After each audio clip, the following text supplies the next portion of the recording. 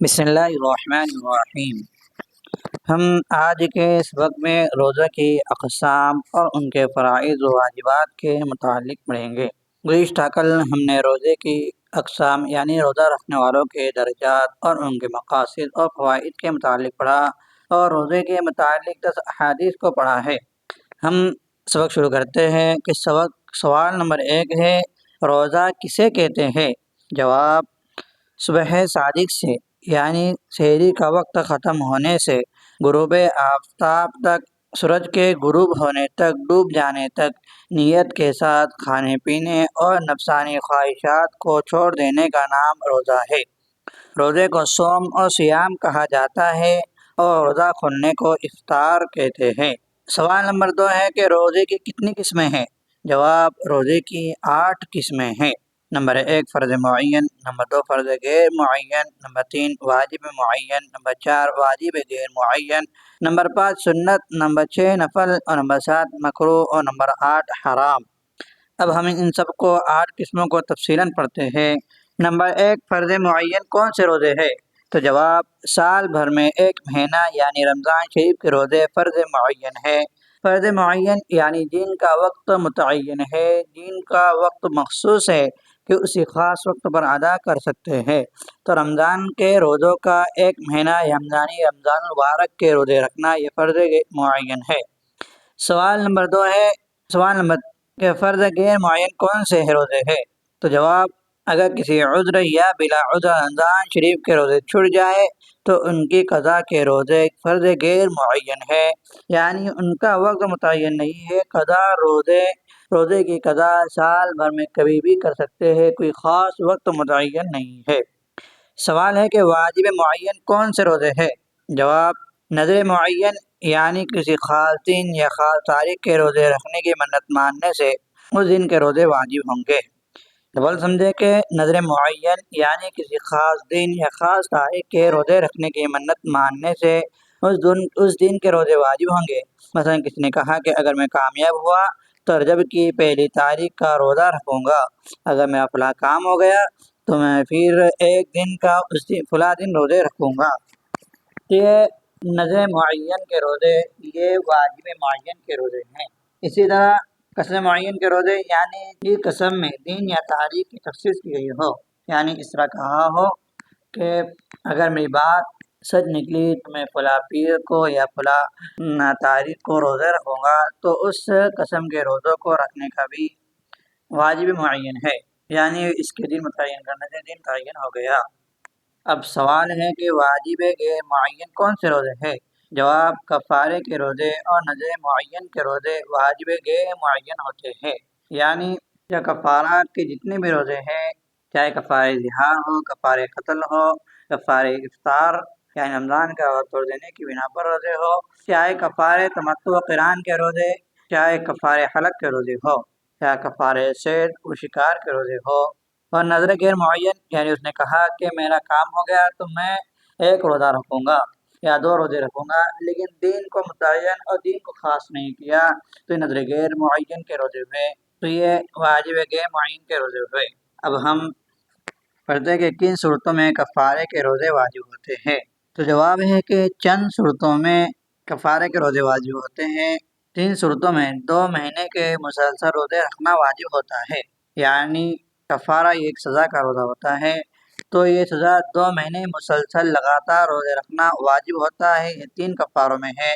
Number 1 کفارہ ظہار میں، number 2 کفارہ قتل میں، یعنی غلطی سے کسی کو قتل کر دیا تو اس قتل خطا کی بنا پر جو کفارہ رکھنا ہے یعنی روزے رکھنا ہے تو وہ 2 مہینے لگاتار روزے رکھنا ہے۔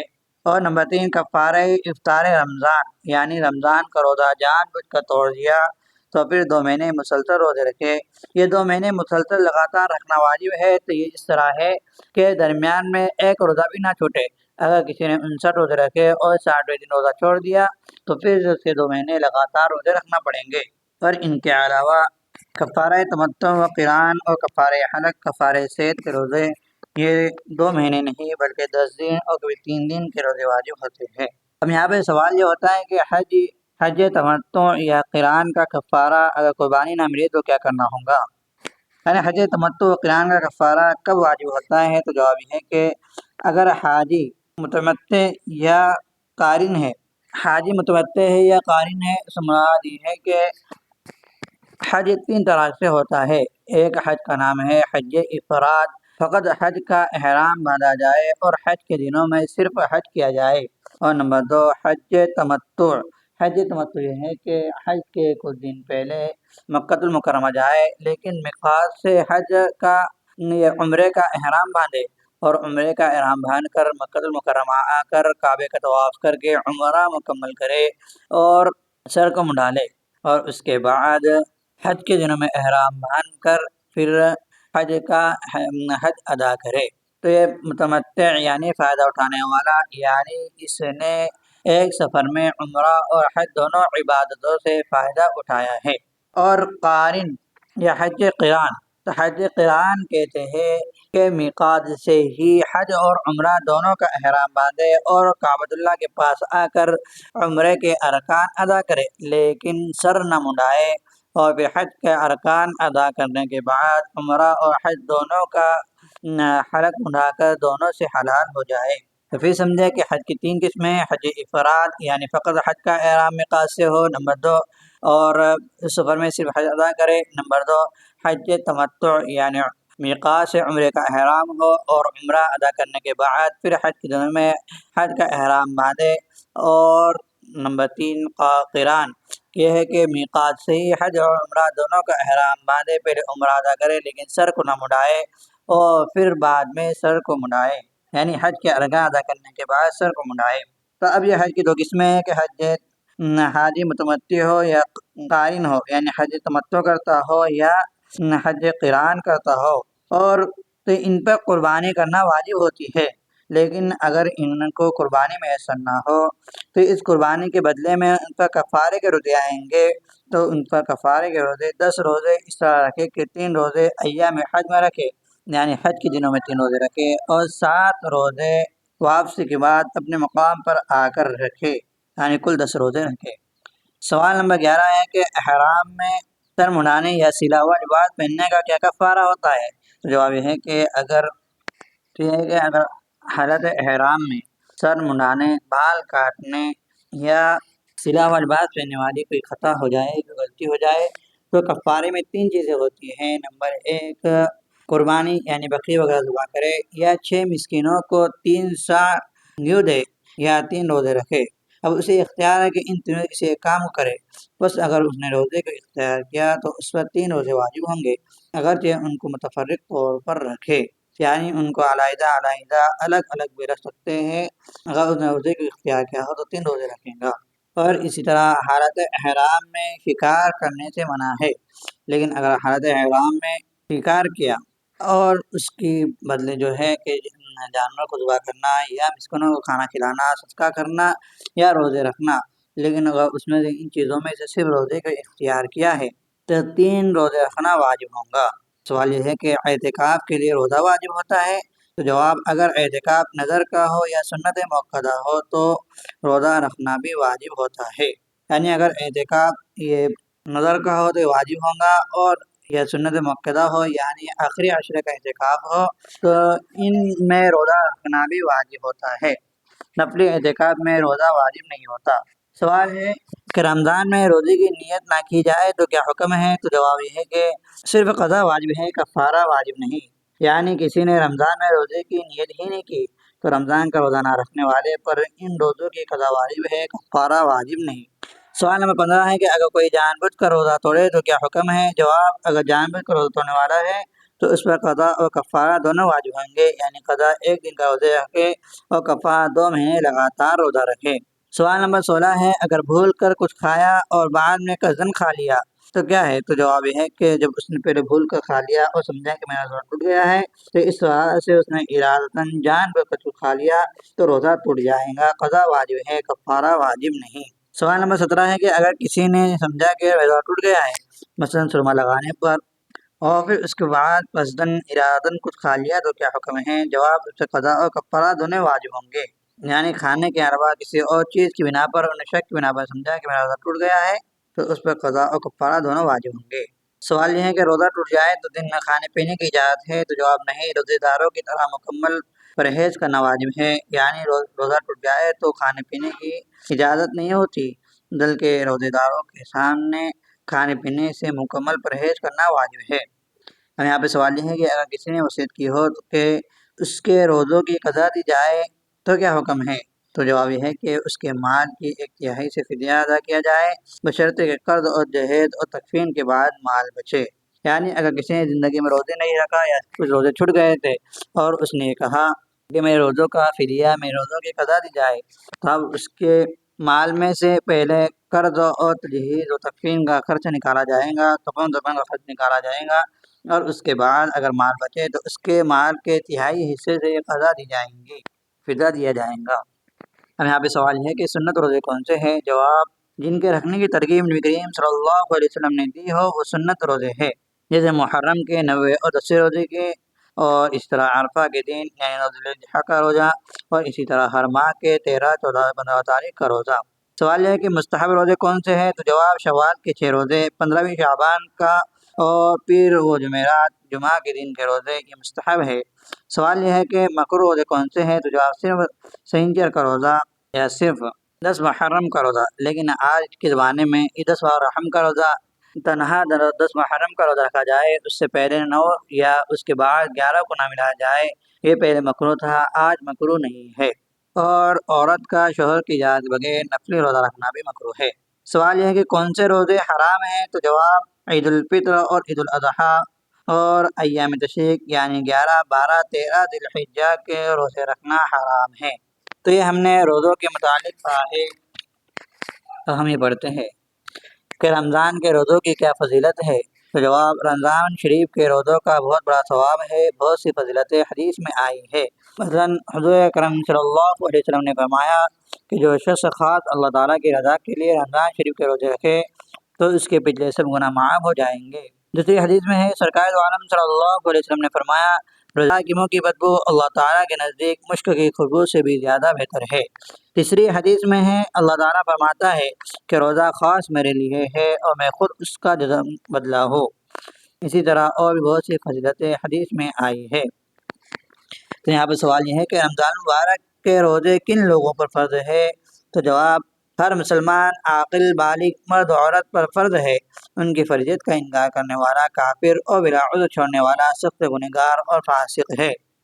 یعنی ہر مسلمان جو عقل مند ہو اور جو بالغ ہو، چاہے مرد ہو یا عورت، اس پر فرض ہے۔ اس کی فرضیت کا انکار کرنے والا کافر اور رمضان کے روزوں کو بغیر عذر کے چھوڑنے والا سخت گنہگار اور فاسق ہے۔ اگرچہ نابالغ پر روزہ فرض نہیں، لیکن عادت ڈالنے کے لیے بلوغ سے پہلے ہی روزہ رکھوانے اور نماز پڑھوانے کا حکم ہے۔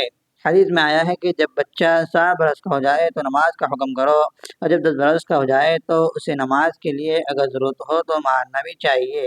اسی طرح جب روزہ رکھنے کی طاقت ہو جائے تو جتنے روزے رکھ سکتا ہے اتنے روزے اس سے رکھوانے چاہیے۔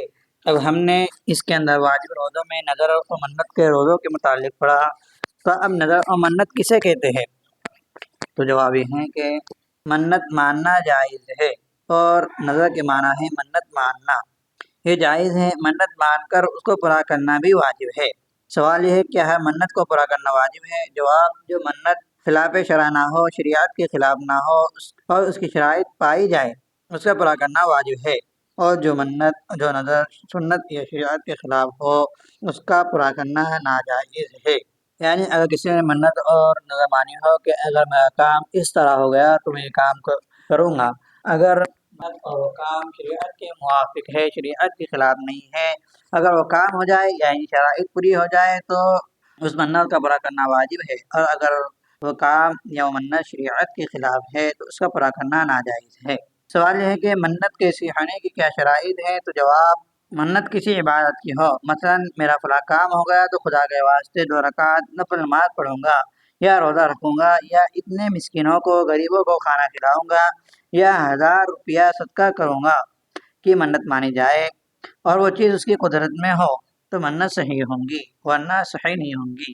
یعنی منت یہ ہے کہ جو اگر میرا کام ہوگا تو میں یہ کام کروں گا، یعنی وہ کام کروں گا وہ عبادت ہو، کوئی غیر عبادت کام نہ ہو۔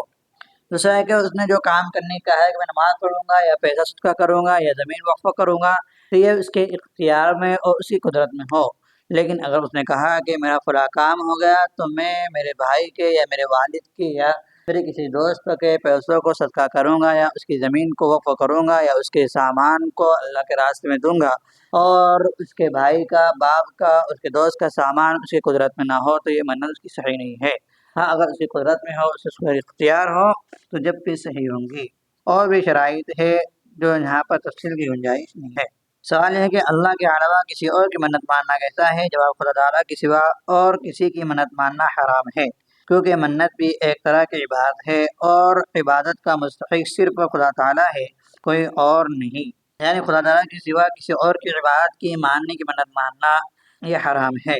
یعنی کہے کہ میرا کام ہو گیا تو میں فلاں جگہ چادر چڑھاؤں گا، یا میرا کام ہو گیا تو فلاں کے نام پر جانور ذبح کروں گا، یا میرا کام ہو گیا تو میں فلاں کے درگاہ پر، فلاں کی قبر پر، فلاں کے مزار پر چراغ جلاؤں گا، تو یہ حرام ہے، کیونکہ منت بھی ایک طرح کی عبادت ہے، اور عبادت کا مستحق اور عبادت کے لائق صرف خدا تعالیٰ ہے، اور کوئی اور نہیں۔ جیسا کہ ہم نے پڑھا ہے لا الہ الا اللہ، اللہ کے سوا کوئی عبادت کے لائق نہیں، اللہ کے سوا کوئی معبود نہیں، اللہ ہی معبود برحق ہے، تو منت صرف اللہ تعالیٰ کی ہونی چاہیے، کسی اور پیر وغیرہ کی منت نہیں ہونی چاہیے، اور ان کی ماننا حرام ہے۔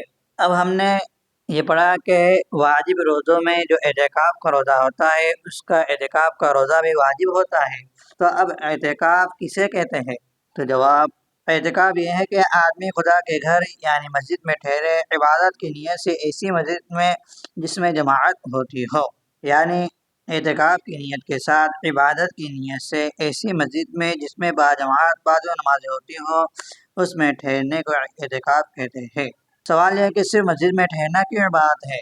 جواب: کیونکہ انسان اپنا سیر و تفریح، چلنا پھرنا اور کام کاج چھوڑ کر خدا کی رضا کے لیے مسجد میں خدا کی بارگاہ میں ٹھہرتا ہے، تو یہی عبادت بن جاتی ہے۔ سوال ہے کہ عورت کہاں اعتکاف کریں گی؟ عورت تو مسجد میں نہیں آ سکتی۔ تو جواب یہ ہے کہ عورت اپنے گھر میں جس جگہ نماز پڑھتی ہے اسی جگہ اعتکاف کی نیت کر کے رہے، وہاں سے بغیر ضرورت کے جیسے پاخانہ، پیشاب وغیرہ کے لیے نہ نکلے۔ سوال ہے کہ اعتکاف کی کتنی قسم ہیں؟ تو جواب: اعتکاف کی 3 قسم ہے۔ نمبر 1 واجب، نمبر 2 سنت مؤکدہ، نمبر 3 مستحب۔ اب سوال یہ ہے کہ واجب اعتکاف کون سا ہے؟ جواب: وہ اعتکاف جس کی کسی نے منت مانی ہو، جسے کہا کہ اگر میرا اپنا کام ہو گیا تو میں 2 دن کا اعتکاف کروں گا، تو یہ اعتکاف واجب ہے۔ یعنی نظر کا اور منت کا جو اعتکاف ہوتا ہے تو یہ واجب ہوتا ہے۔ سوال ہے کہ سنت مؤکدہ کون سا اعتکاف ہے؟ جواب: رمضان کے آخری 10 دنوں کا اعتکاف سنت مؤکدہ ہے، جو 20 رمضان کی شام سے شروع ہوتا ہے اور عید کا چاند دیکھنے پر ختم ہوتا ہے۔ یعنی رمضان کے آخری عشرے کا اعتکاف یہ واجب اعتکاف ہے۔ سوال ہے کہ مسجد مستحب اعتکاف کیا ہے؟ تو جواب: واجب اور سنت مؤکدہ کے علاوہ جو بھی اعتکاف کیا جائے وہ مستحب ہے، سال کے تمام دنوں میں جائز ہے۔ سوال یہ ہے کہ اعتکاف کے درست اور صحیح ہونے کی کیا شرائط ہے؟ تو جواب: مسلمان ہونا، حالت جنابت اور حیض و نفاس سے پاک ہونا، یعنی آدمی کا مسلمان ہونا، کافر اعتکاف کرے تو اس کا اعتکاف صحیح نہیں ہوگا، اور حالت جنابت یعنی بے غسل کی حالت سے، اور حیض و نفاس سے یعنی عورت کی ماہواری اور ڈلیوری کے بعد والی خون سے پاک ہونا، اور نیت کرنا یعنی اعتکاف کے ٹھہرنے کی نیت کرنا بھی شرط ہے، اور مسجد میں اعتکاف کرنا بھی ضروری ہے، ایسی مسجد جہاں پر نمازیں باجماعت ادا ہوتی ہو، اور واجب اعتکاف کے لیے روزہ رکھنا بھی شرط ہے۔ تو یہ ہم نے روزے کے فرائض کے متعلق پڑھا۔ اب ہم انشاءاللہ تعالی روزوں کے متعلق احادیث کو پڑھیں گے۔ حدیث نمبر 11 ہے۔ حضرت ابو ایوب انصاری رضی اللہ عنہ کہتے ہیں کہ رسول اللہ صلی اللہ علیہ وسلم نے ارشاد فرمایا: من صام رمضان ثم اتبعه ستا من شوال کان کصیام الدہر، کہ جس نے رمضان کے روزے رکھے اس کے بعد شوال میں 6 نفلی روزے رکھے تو اس کا یہ عمل ہمیشہ روزے رکھنے کے برابر ہوگا۔ یعنی شوال کے روزوں کی فضیلت یہ ذکر کی گئی ہے کہ کسی نے رمضان کے روزے رکھے اس کے بعد شوال میں 6 روزے رکھے تو اسے سال بھر روزے رکھنے کا ثواب ملے گا۔ حدیث نمبر 12 ہے کہ حضرت ابو ہریرہ رضی اللہ عنہ کہتے ہیں کہ انہوں نے کہا کہ مجھے میرے جانی دوست، میرے جگری دوست نے یعنی نبی کریم صلی اللہ علیہ وسلم نے 3 باتوں کی وصیت فرمائی: ہر مہینے 3 دن کے روزے اور 2 رکعت چاشت اور قبل اور سونے کے پہلے وطر پڑھ لینا۔ یعنی حضرت ابو ہریرہ کہتے ہیں کہ سرکار دو عالم صلی اللہ علیہ وسلم نے انہیں 3 باتوں کی وصیت فرمائی: نمبر 1، ہر مہینے 3 دن کے روزے رکھے، اور نمبر 2، 2 رکعت چاشت کی نماز پڑھے، اور نمبر 3، سونے سے پہلے وطر پڑھ لے۔ حدیث نمبر 13 ہے کہ حضرت ابو ہریرہ رضی اللہ عنہ بیان کرتے ہیں کہ نبی کریم صلی اللہ علیہ وسلم ہر رمضان میں 10 دن اعتکاف فرماتے تھے، اور جس سال آپ کی وفات ہوئی 20 دن کا اعتکاف فرمایا۔ یعنی آپ صلی اللہ علیہ وسلم رمضان کے ہر سال آخری عشرے کا اعتکاف فرماتے تھے۔ تو اسی بنا پر آخری عشرے کا اعتکاف سنت مؤکدہ علی الکفایہ ہے، یعنی بستی کے کچھ لوگ اگر اس اعتکاف کو ادا کر لے تو سب کے ذمے سے ادا ہو جائے، اور اگر کسی نے ادا نہیں کیا تو تمام بستی والے گنہگار ہوں گے۔ حدیث نمبر 14 ہے کہ حضرت ابو ہریرہ رضی اللہ عنہ روایت کرتے ہیں کہ رسول اللہ صلی اللہ علیہ وسلم نے ارشاد فرمایا: اذا دخل رمضان فتحت ابواب الجنت وغلقت ابواب جہنم وسلسلت الشیاطین، کہ جب رمضان آتا ہے تو جنت کے دروازے کھول دیے جاتے ہیں، جنت کے دروازے کھول دیے جاتے ہیں، اور دوزخ کے دروازے بند کر دیے جاتے ہیں، اور شیاطین جکڑ دیے جاتے ہیں۔ اور ایک روایت میں جنت کے دروازوں کے بجائے ابواب جنت کے بجائے ابواب رحمت کا لفظ آیا ہے، یعنی رحمت کے دروازے کھول دیے جاتے ہیں۔ حدیث نمبر 15 ہے کہ حضرت عباس رضی اللہ عنہ فرماتے ہیں کہ رسول اللہ صلی اللہ علیہ وسلم نے اعتکاف کرنے والوں کے بارے میں فرمایا کہ وہ اعتکاف کی وجہ سے مسجد میں مقید ہونے کی وجہ سے گناہوں سے بچا رہتا ہے، اور اس کا نیکیوں کا حساب ساری نیکیاں کرنے والے بندوں کی طرح جاری رہتا ہے اور نام اعمال میں لکھا جاتا ہے۔ یعنی اعتکاف کرنے والا جب مسجد میں اعتکاف کرتا ہے تو مسجد میں رہنے کی وجہ سے وہ باہر کے گناہوں سے بچا رہتا ہے، اور وہ مسجد میں مقید ہونے کی وجہ سے جو باہر کی جو عبادت ہے، جیسے بیمار کی عیادت کرنا اور کسی غریب کی مدد کر دینا، اس طرح کی نیکیوں سے وہ نہیں کر پا سکتا۔ تو جب تک وہ اعتکاف میں رہتا ہے اس کا نیکیوں کا حساب ساری نیکیاں کرنے والے بندے کی طرح جاری رہتا ہے، یعنی نام اعمال میں لکھا جاتا ہے۔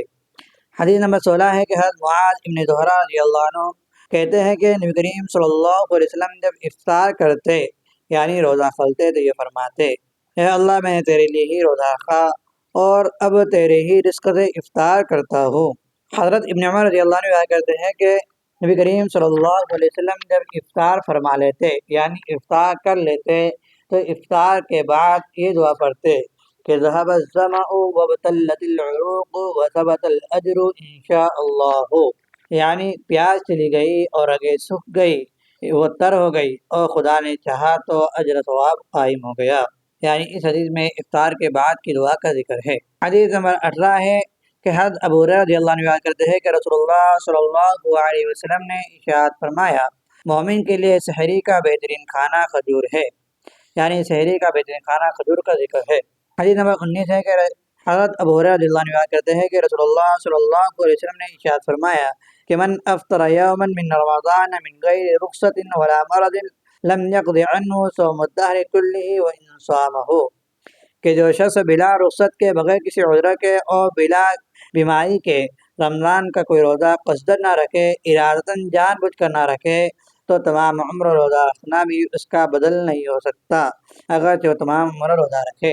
یعنی رمضان کے ایک روزے کی جو فضیلت اور جو برکات ہے، اگر وہ اس رمضان کے روزے کو جان بوجھ کر چھوڑ رہا ہے اور بعد میں اگر زندگی بھر روزے رکھے گا تو ان برکات کو، اس کے بدل کو، اس کے ثواب کو حاصل نہیں کر سکتا۔ تو یہ ہے کہ رمضان کے روزے کی برکت زندگی بھر کے نفل روزے سے بھی حاصل نہیں ہو سکتی۔ حدیث نمبر 20 ہے کہ حضرت ابو ہریرہ رضی اللہ عنہ فرماتے ہیں کہ رسول اللہ صلی اللہ علیہ وسلم نے ارشاد فرمایا: کم من صائم لیس له من صیامہ الا الظمأ وکم من قائم لیس له من قیامہ الا السحر، کہ بہت سے روزے دار ایسے ہیں جنہیں ان کے روزے سے سوائے پیاسا رہنے کے کچھ اور حاصل نہیں ہوتا، اور بہت سے ایسے عبادت گزار ہیں کہ رات بھر عبادت میں مشغول رہتے ہیں، لیکن عبادت میں مشغول رہنے والے بہت سے ایسے ہیں جنہیں ان کی عبادت سے سوائے بے خوابی یعنی نیند نہ ہونے کے کچھ اور حاصل نہیں ہوتا۔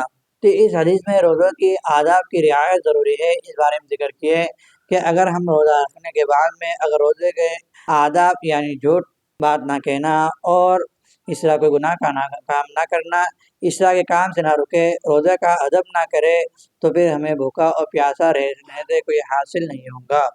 حدیث نمبر 21 ہے کہ ابو سعید خدری رضی اللہ عنہ روایت کرتے ہیں کہ رسول اللہ صلی اللہ علیہ وسلم نے ارشاد فرمایا، من صام یوما فی سبیل اللہ بعد اللہ وجہہ عن النار 70 خریفا، کہ رسول اللہ صلی اللہ علیہ وسلم فرمایا کہ جس شخص نے اللہ کی راہ میں جہاد کے وقت یہ کہ خالص اللہ رب العزت کے لیے ایک دن روزہ رکھا تو حق تاشانو اس کا منہ، یعنی اس کی ذات کو دوزخ کی آگ سے 70 برس کی مسافت کے بقدر دور کر دے گا۔ یعنی اللہ تبارک و تعالیٰ کے لیے ایک دن نفع روزہ رکھنے کے فضل ذکر کیا کہ اللہ تعالیٰ اس روزے کی برکت سے جہنم سے 70 برس کی مسافت کے بقدر دور کر دے گا۔ حدیث نمبر 22 ہے کہ ابو رضی اللہ عنہ فرماتے ہیں کہ رسول اللہ صلی اللہ علیہ وسلم نے ارشاد فرمایا کہ پیر اور جمعرات کو اعمال کی پیشی ہوتی ہے، یعنی اعمال اللہ کے سامنے پیش کی جاتے ہیں۔ میں چاہتا ہوں کہ جب میرے عمل کی پیشی ہو تو میں اس دن روزے سے ہو۔ تو اس حدیث میں پیر اور جمعرات کے روزوں کی فضیلت کا ذکر کیا گیا ہے۔ حدیث نمبر 23 ہے کہ حضرت ابو ذر رضی اللہ عنہ روایت کرتے ہیں کہ رسول اللہ صلی اللہ علیہ وسلم نے ارشاد فرمایا، ابا ذر اذا صمت من الشهر 3 ایام فصم 13 و14 و15۔ ابو ذر غفاری سے روایت کہ رسول اللہ صلی اللہ علیہ وسلم فرمایا کہ اے ابو ذر، جب تم مہینے کے 3 روزے رکھو تو 13ویں، 14ویں اور 15ویں تاریخ کے روزے رکھو، یعنی ایام 13ویں، 14ویں اور 15ویں تاریخ کو ایام 20 کے روزے کہتے ہیں۔ یہ روزے رکھنا مستحب ہے، سنت ہے۔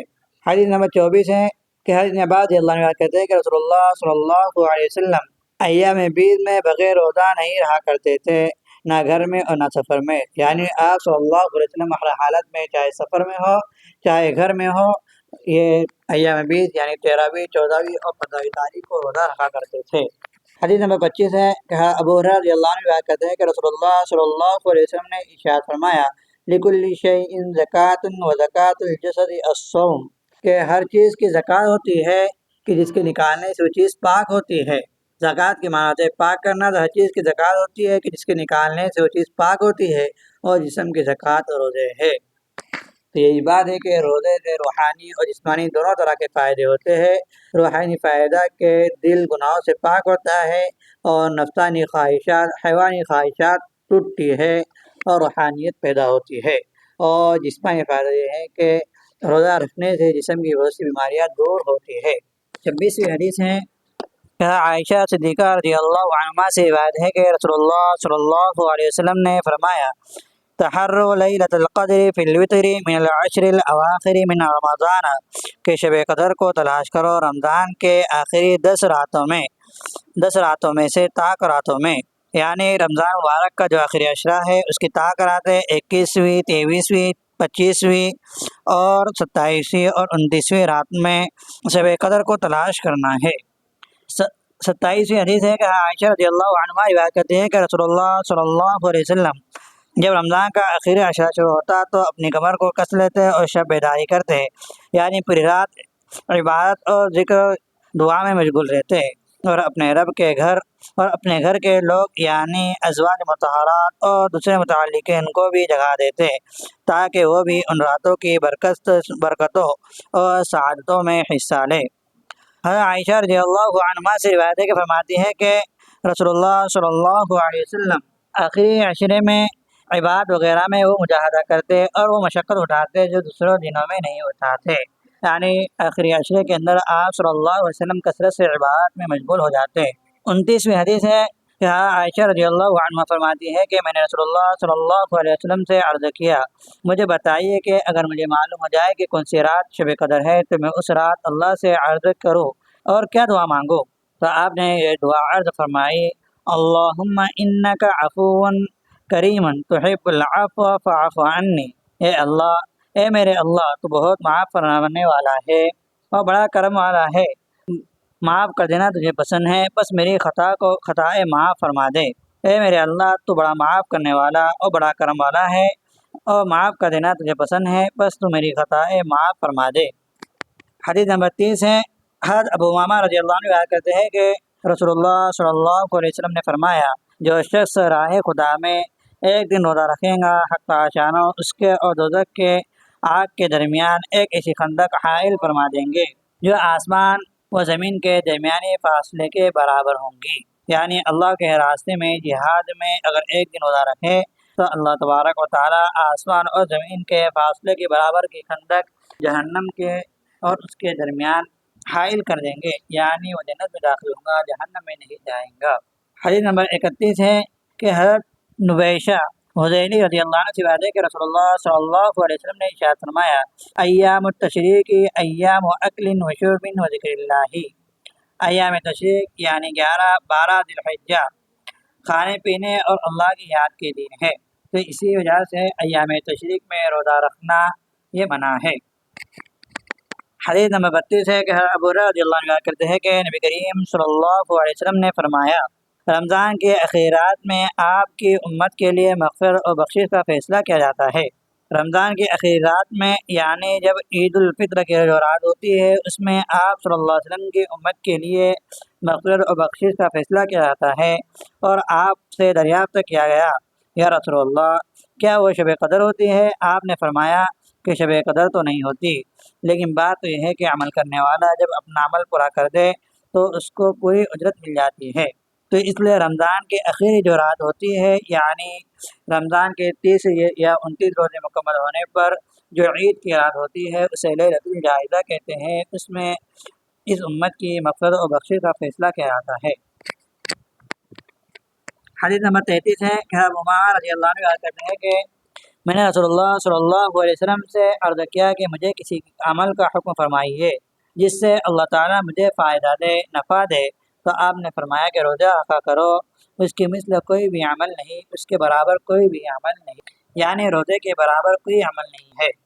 حدیث نمبر 34 ہے کہ سہل بن سعد رضی اللہ عنہ کہتے ہیں کہ رسول اللہ صلی اللہ علیہ وسلم نے ارشاد فرمایا، لا یزال الناس بخیر ما عجل الفطر، کہ رسول اللہ صلی اللہ علیہ وسلم فرمایا کہ جب تک میری امت کے لوگ افطار میں جلدی کرتے رہیں گے، یعنی افطار میں تاخیر نہیں کریں گے، روزہ کھولنے میں تاخیر نہیں کریں گے، جلدی کریں گے، وہ اچھے حال میں رہیں گے۔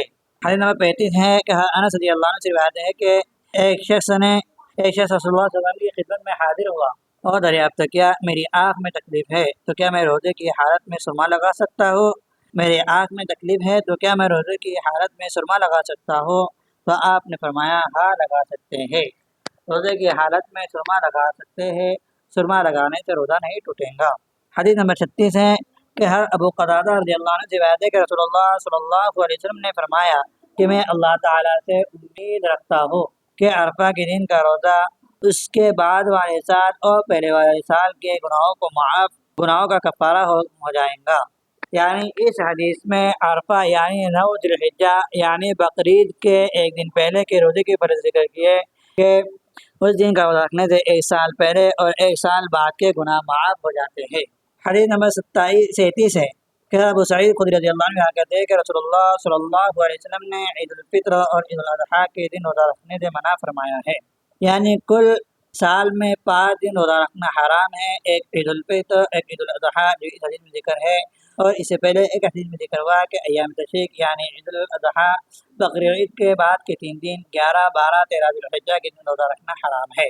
حدیث نمبر 38 ہے کہ انس بن مالک رضی اللہ عنہ کہتے ہیں کہ رسول اللہ صلی اللہ علیہ وسلم نے ارشاد فرمایا، من وجد تمرة فلیفطر علیہ ومن لا فلیفطر علی ماء فإن الماء طہور، کہ جو شخص کھجور پائے وہ کھجور سے افطار کرے، اور جو کھجور نہ پائے اس کو چاہیے کہ وہ پانی سے افطار کرے، بس بے شک پانی پاک چیز ہے، یعنی کھجور سے افطار کرنا یہ سنت ہے۔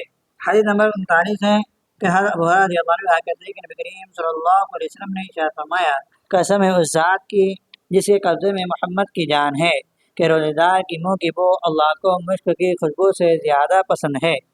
روزے دار کو 2 مرتبہ خوشی ہوتی ہے، ایک مرتبہ جب وہ افطار کرتا ہے یعنی روزہ کھولتا ہے، نمبر 2 دوسرے جب وہ اپنے پروردگار سے ملے گا خوش ہوں گا، ایک اپنے روزے کی وجہ سے اور ایک پروردگار سے ملاقات کی وجہ سے۔ حدیث نمبر 40 ہے کہ حضرت ابو ہریرہ رضی اللہ عنہ کہتے ہیں کہ رسول اللہ صلی اللہ علیہ وسلم نے ارشاد فرمایا کہ تم میں سے کوئی شخص جمعہ کے دن روزہ نہ رکھے، ہاں اس طرح سکتا ہے کہ اس سے ایک دن پہلے یا ایک دن بعد بھی روزہ رکھے۔ اس حدیث میں جمعہ کے دن فقط جمعہ کے دن روزہ رکھنے سے منع کیا گیا، اس وجہ سے یہ ہے کہ اگر کوئی شخص بھی جمعہ کی فضیلت کی وجہ سے روزہ رکھتا ہے اور دوسرے دن کی فضیلت کو نہیں مانتا تو اسے جمعہ کے دن روزہ رکھنے سے منع کیا گیا ہے۔ اور اگر جمعہ کے دن روزہ رکھے گا تو ایک جمعہ کی خصوصیت کی جو اور جمعہ کے دن کے بجا کا ایجاد ہو جائے گا کہ جمعہ کے دن کو روزہ رکھنے کو لوگ ضروری سمجھیں گے، شریعت کا حصہ سمجھیں گے، تو اس وجہ سے منع ہے۔